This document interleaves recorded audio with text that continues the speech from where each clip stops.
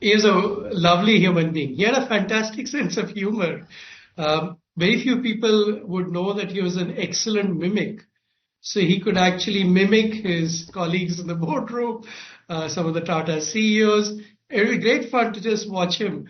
I'll tell you one story, which I've recounted on many occasions. This is of him sort of doodling in the boardroom, one of those long meetings. Everyone is getting a little bored.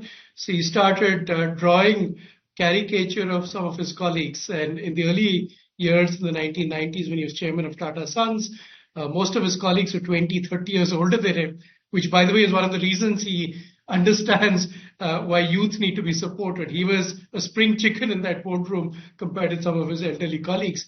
So he drew these three bald pates of three of his colleagues, Messrs. Sabawala, Sunawala, and Setna. These are real stalwarts of the Tata Group.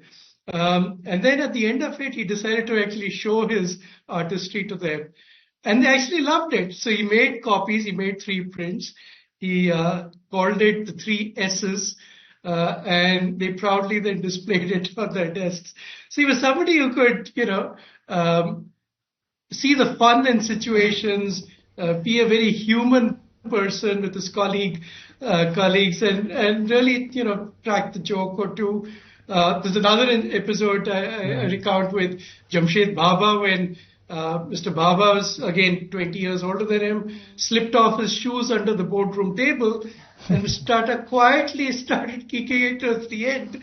And at the end of the board meeting, Mr. Baba, when everyone else had sort of filed out of the boardroom, was looking for his shoes, no idea what had happened to them, and they disappeared.